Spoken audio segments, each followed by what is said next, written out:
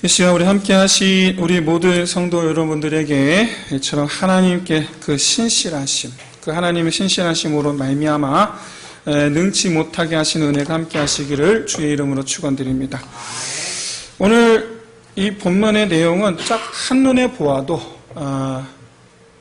이 정실과 첩실 사이에 시기와 질투, 또 각 자녀들 사이에 어떤 질투로 인한 어떤 그런 다툼의 내용들, 뭐 그 이상도 그 이하도 아니죠. 결과적으로 비극이 일어나죠. 아들을 쫓아냅니다. 한 가정 안에 일어난 비극. 그런데 여기서 의아한 점은 하나님께서 이 비극을 하나님께서 허락을 하신다라는 점이에요. 사라가 그 아들을 내어 쫓으라.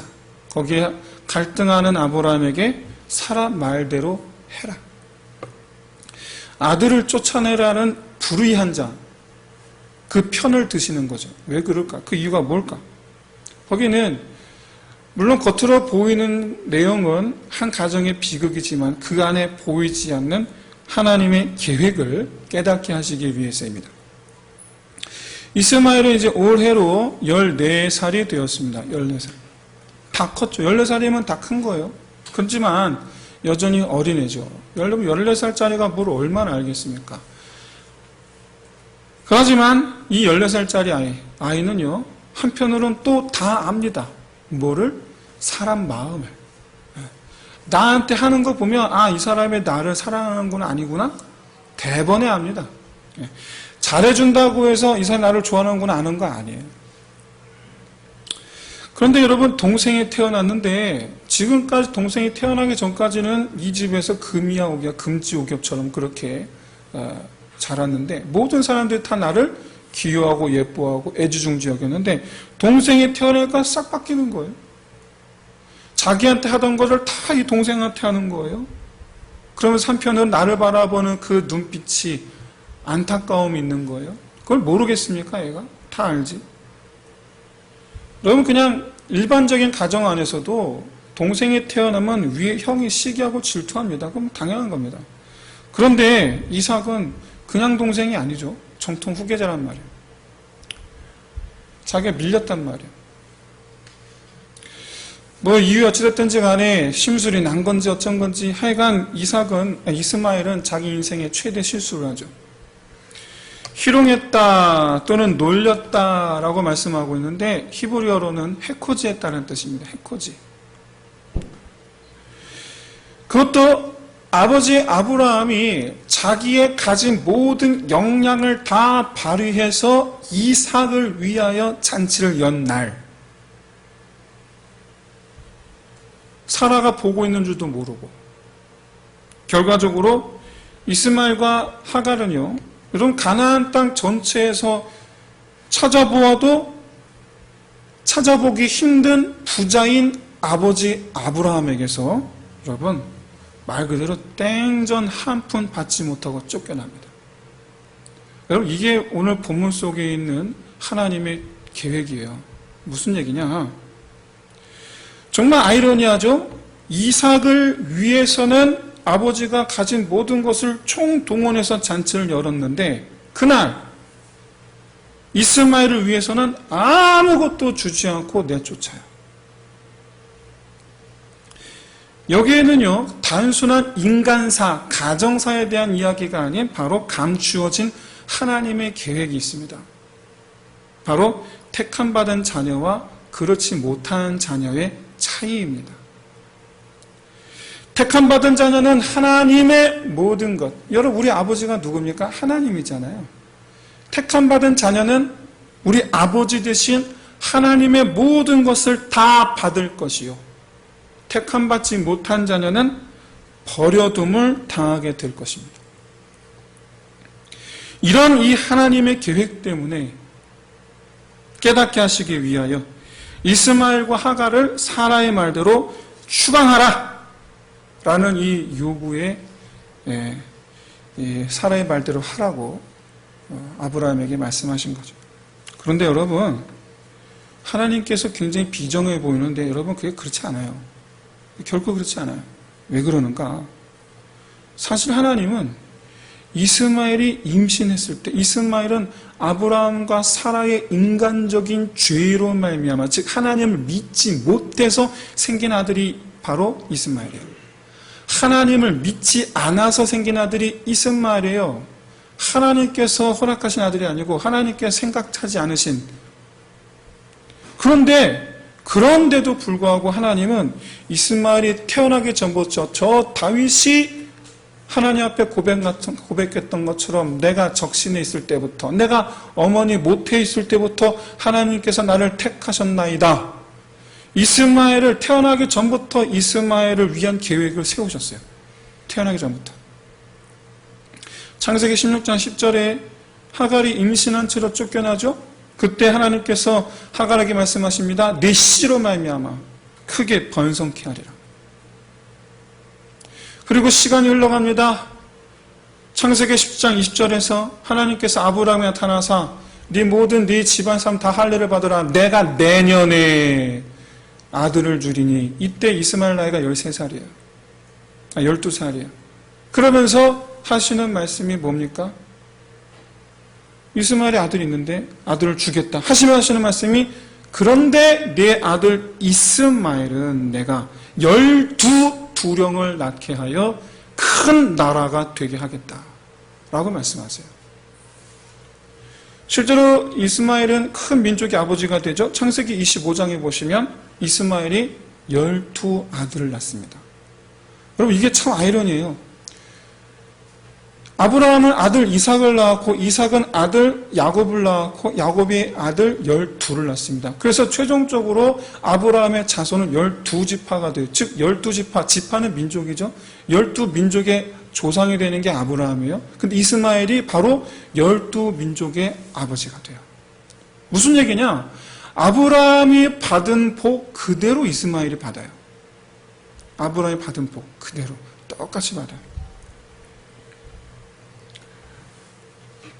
하나님 이렇게 이스마엘이 태어나기 전부터 그를 크게 번성케 하시고 아브라함처럼 여러 민족의 아버지가 되게 하실 계획을 갖고 계셨어요. 그렇기 때문에 이스마엘을 맨몸으로 쫓아내라라는 사라의 말대로 하라 하신 것은 엄밀히 말해서 이제는 나한테 맡겨라라는 얘기예요.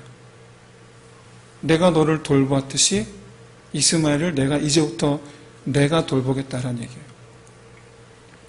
혹시나 해서 이쯤에서 제가 한번 격가지 이야기 하나 드리겠습니다. 어떤 분은, 심지어 어떤 목사님 노래 말씀하시는데, 어떤 분은 현재 이스라엘과 아랍 중동 지역의 이 분쟁을 놓고 이삭의 후손과 이스마엘의 후손의 대립으로 보시는 분들이 계신데, 여러분 그거 별로 의미가 없습니다.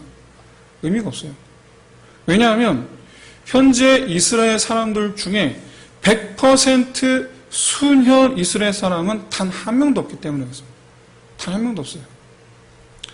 현대 이스라엘은 목의 혈통이 아니라 목에로 이어져 왔는데, 목의 혈통이라기보다는 어쨌든 목에로 이어져 온 민족인데, 이게 무슨 말이냐면 디아스포라 시절 이스라엘 자그마치 1900년간을 보내잖아요. 엄밀히 말하면 1800년간을 보내는 건데, 어쨌든 굉장히 긴 시간이죠. 굉장히 긴 시간 동안 디아스포라 시절의 남편들은 대부분 다 전쟁이나 또는 노역으로 해서 일찍 죽거나 하여간 자녀들의 가정교육에 전혀 힘쓸 수가 없었어요. 유대인들이. 그래서 결국에 이 디아스포라 시절에 한 가지 유대인 사이에 전통이 생겼는데, 바로 뭐냐면 어머니에 의한 교육이에요. 지금도 유명해요. 유대인들이 이게 하브루타라고 부르기도 하죠. 어머니에 의한, 하브루타가 어머니에 의한 교육을 뜻하는 건 아니고 토론식 교육인데, 그거 어쨌든 그걸 어머니에 의해서 했단 말이에요. 그거를. 그래서 모든 자녀들은 어머니로부터 교육을 받는데 무슨 교육이겠습니까? 유대교육이에요. 유대교육. 그래서 아버지가 어느 민족이든 상관없이 자녀들은요, 어릴 때부터 어머니에게서 유대 교육을 받고 자라요. 그래서 유대인으로 자라요. 그래서 엄밀히 말해서 현대 유대인들은 전부 다 혼혈입니다. 과거 예수님 시절, 2000년 전 예수님 시절, 당시 유대인들이 사마리아 사람들을 혼혈이라고 해서 멸시했는데, 아이러니하게도 현대 이스라엘 백성들은, 이스라엘 사람들은 전부 사마리아 사람들이에요. 이게 아이러니. 더구나 여러분, 중동 지역의 이 아랍 족속은요, 이스마엘, 모압, 암몬, 에돔, 이 이스라엘 이 여러 형제 민족들 누구의 자손이다라고 말할 수가 없어요. 왜냐면 완전 다 섞였기 때문에. 더구나 여러분, 아랍 사람들 중에는요, 거슬러 올라가면 이스라엘 사람이 나오고요. 현대 이스라엘 사람들 중에 거슬러 올라가면 여러분, 이스마엘, 모압, 암몬, 에돔을 조상으로 둔 사람도 있어요. 그러니까 의미가 없어요. 혈통의 의미가 없어요. 그렇기에 오늘날 현대 이스라엘과 아랍을 과거 이삭과 이스마엘의 대결로 보는 것은 여러분 굉장히 위험합니다. 그런 얘기하는 것은 여러분 분별해서 들으셔야 돼요. 그러나 영적인 의미에서 이삭과 이스마엘의 이 대립의 구조는 여전히 유효합니다. 이게 무슨 말이냐? 바로 택함받은 자녀와 택함받지 못한 자녀의 대립관계예요. 여러분, 이 대립의 결과는 앞서 말씀하신 대로 모든 것을 가지거나 아무것도 얻지 못하거나예요. 바로 이 의미를 부각시키는 단어가 있는데, 그것은 바로 사라가 아브라함에 요구한 내어 쫓으라라는 단어예요. 히브리어로 와예라라는 단어인데, 이 단어는 원래 의미는 끊어버리라, 잘라내라라는 뜻이에요. 즉 인연을 끊어버리라는 얘기예요. 그걸 이제 우리나라에 번역하면서 의역해서 그렇게 얘기한 거예요. 이와 같은 사라의 이 요구, 인연을 끊어버린, 관계를 끊어버린, 즉 택함받은 자녀에서 완전히 끊어져 나가는 이 요구는 아브라함이 죽을 때까지 지켜집니다. 창세기 25장에 아브라함의 죽음이 그려지고 있어요. 거기 보시면 창세기 25장 5, 6절에 보시면 아브라함이 죽을 때에 가지고 있던 모든 소유를 이삭에게 물려주는데, 그 전에 후처 그두라에게서 낳은 자녀들이 있습니다. 그들에게 아브라함이 죽기 전에 분가해서 그 자녀들을 내보내요. 이때 분가해서 내보낼 때 이스마엘처럼 아무것도 안 준 게 아니고 줘서 내보내요.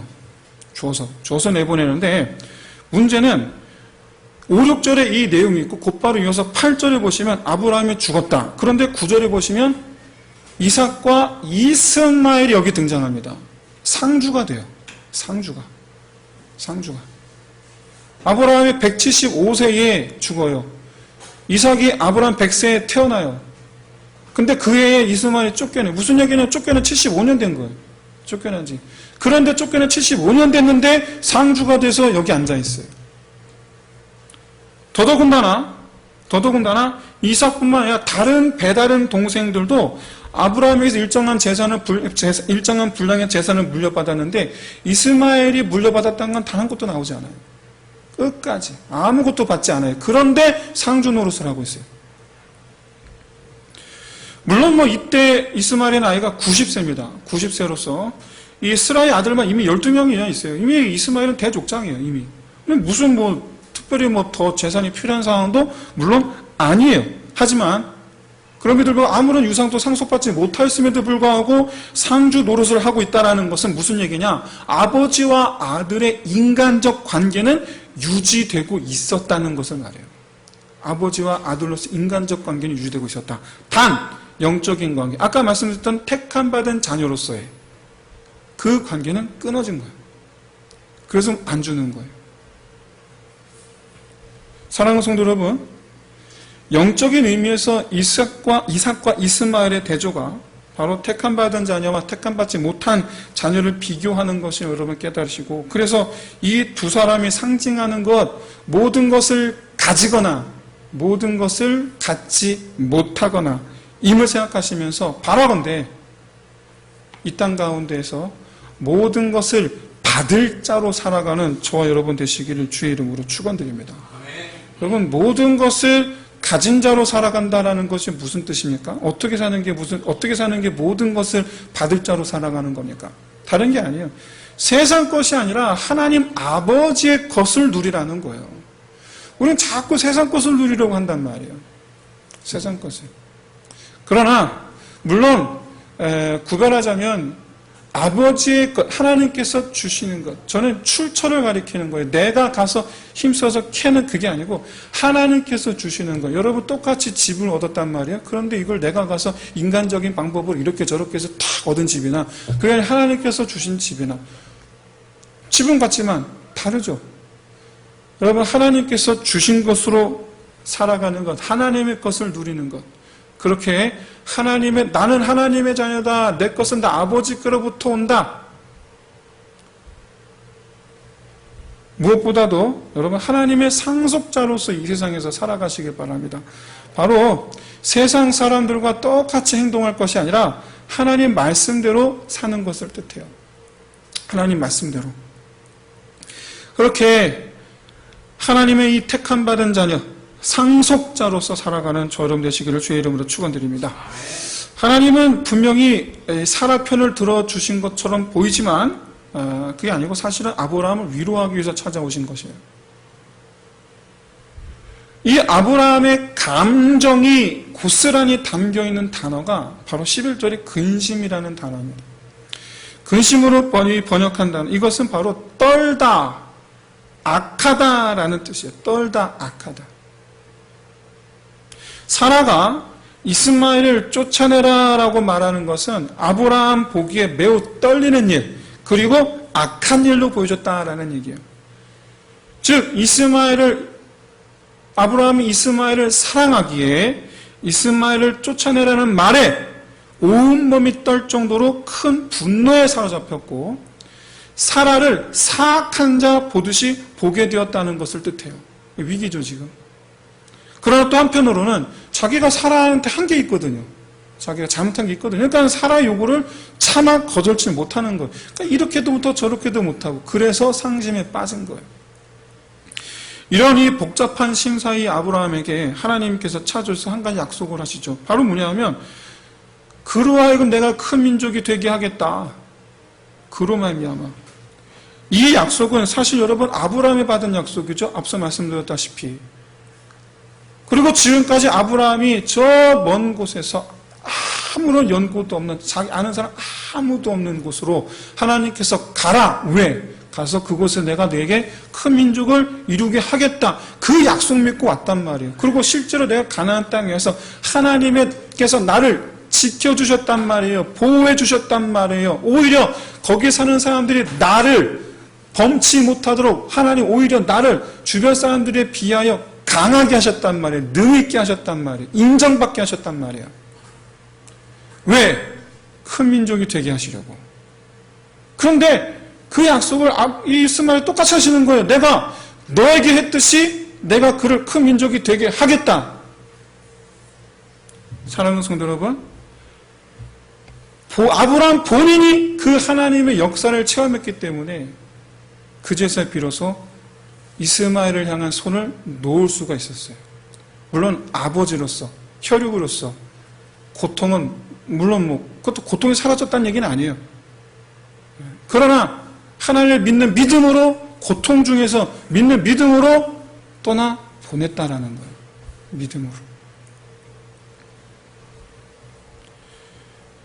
아브라함은 하나님께 이스마엘을 맡겼죠. 물론 어떤 분 이렇게 말씀하실 수 있어요. 이스마엘이 아브라함처럼 하나님을 믿었겠냐.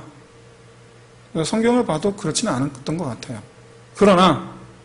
하지만 아브라함은 돌보겠다 말씀하시니까 하나님은 반드시 그리 하시리라 믿는 믿음에서 떠나보낸 거예요.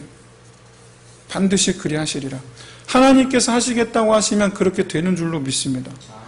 우리는 여기서 아브라함의 믿음을 논할 게 아니고 하나님의 신실성을 다시 한번 주목해 봐야 돼요. 여러분 우리 믿음으로 우리가 믿음 안에서 고백합시다. 나는 믿음이 없음을.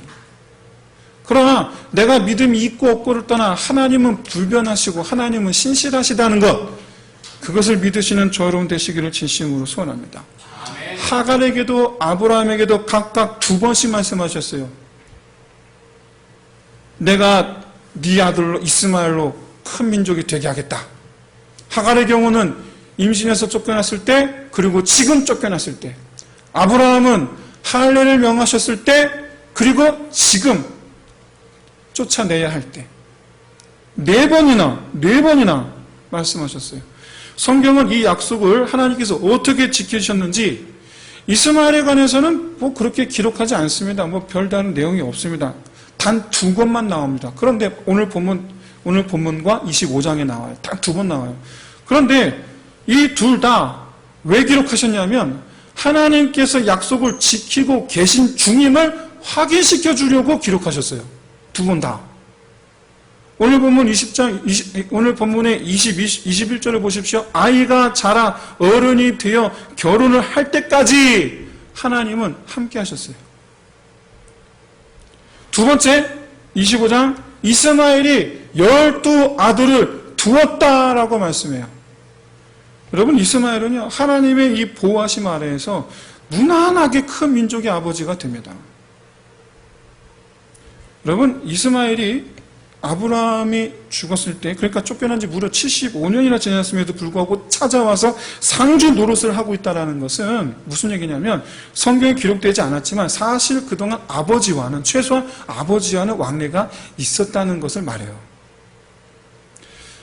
무엇보다도 사라가 여러분 안타깝게도 사라는 일찍 죽습니다. 아브라함보다. 아브라함 175세에 죽었지만 사라는 127세에 죽어요. 이삭이 37살 되던 해에 죽어요. 그리고 3년 뒤에 이삭은 40살 되던 해에 결혼하죠. 어쨌든 이렇게 이 사라가 죽은 뒤로는 자유롭게 이스마엘과 아브라함이 서로 왕래하지 않았을까 그런 생각이 들어요. 무엇보다도 사라가 죽기 전에는 뭐 사라의 눈을 피해서 만났을 수도 있죠. 그건 뭐 모를 일이지만 성경에 기록되지 않았기 때문에 뭐 모를 일이지만 어쨌든지 간에 아브라함의 입장에서 볼 때에 자신의 손이 아닌 하나님의 손에서 자라는 이스마엘을 볼 때마다 하나님의 신실하심을 눈으로 확인하게 되었을 것이 틀림이 없다.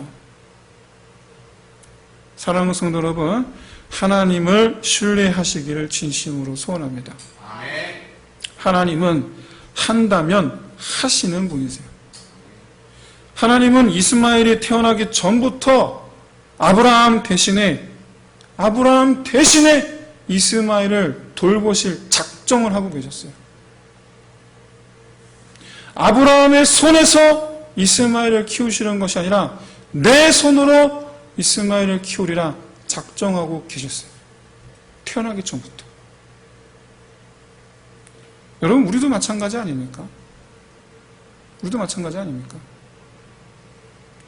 자녀들 입장에서 지금까지 우리를 길러주신 우리 부모님이시지만 압니다.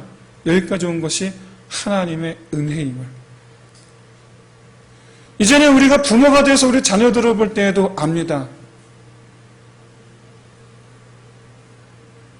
이 아이에게는 나 말고도 하나님의 은혜가 필요함을. 모든 인생은 하나님의 돌보심이 필요합니다. 그런 가운데에서 하나님의 돌보심을 받는 자, 택하여 모태에서부터 하나님께서 지키시고 돌보시고 키우시려 작정하신 사람, 그게 누굽니까? 따라해 보십시오. 바로 나. 야. 이게 우리 믿음이에요. 이게 하나님을 향한 신뢰의 출발선이에요. 주께서 나를 택하셨노라.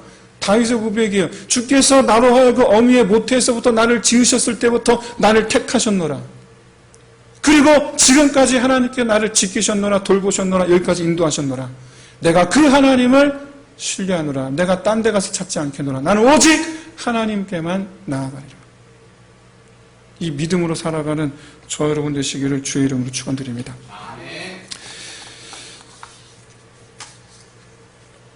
우리 안에 있는 이 모든 문제들 다 마찬가지입니다. 비록 뭐 자녀에 대한 이야기지만 여러분, 우리 있는 모든 문제들을 다 하나님께 완전하게 내어 맡길 수 있어야 돼요. 완전하게. 내 손에서 떠나보는, 하나님께 맡긴다라는 것은 내 손에서 떠나보내는 거예요. 내 손을 놓는 거예요. 그걸 쥐고 어떻게 하면 좋을까 머리 싸고 근심 싸고 막 헤매는 게 아니라 떠나보내는 거예요. 저는 뭐 술 마시는 게 뭐 죄다 아니다 뭐 그런 얘기는 별로 하고 싶지 않습니다. 다만 우리가 또 하나님 앞에 깨끗함을 입자 그런 의미에서 우리가 취하려면 기왕이면 성령이 취하는 것이 하나님 보시기에 옳다. 그렇다면 우리가 그렇게 하나님께 나아가자 그런 말씀을 드립니다. 그러나 우리 인간이니까 가끔 가다가 이렇게 술에 의지할 때가 있어요. 어떤 집사님이 말씀하세요. 내가 그 문제를 붙잡고 머리 끄댕이를 붙잡으며 술 마시면서 밤새 고민하면서 그렇게 지쳐 쓰러져 갈 때 하나도 해결되지 않았는데 마지막으로 새벽에 나와 하나에 엎드렸더니 그냥 그렇게 해결이 되더라. 사랑하는 성도 여러분, 우리 마음에 하나님의 살아계신 믿는 이 믿음, 하나님을 신뢰하는 그 신뢰함으로 여러분 이제는 우리 믿음을 하나님 앞에 증명해 보입시다. 그것은 바로 놓는 겁니다. 놓는 거예요. 하나님을 향하여 내 믿음을 증명해 보이는 거예요. 놓는 것. 이제 말씀 마치겠습니다. 우리는 하나님의 생각을 결코 알 수도 없고 하나님의 능력도 모릅니다. 하나님께서 어떻게 하실지 모릅니다. 그러나 한 가지 분명한 것은 모든 것을 주관하시는 하나님이시므로 우리의 생각을 뛰어넘어 역사하시는 하나님의 은혜가 기다리고 있다라는 사실이에요. 기다리고 있어요.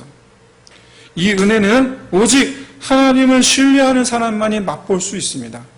바라기는 시함께 하신 우리 모든 성도 여러분들 하나님의 것을 다 받게 하시는 하나님을 신뢰하는 주의 종들 되시기를 주의 이름으로 축원드립니다.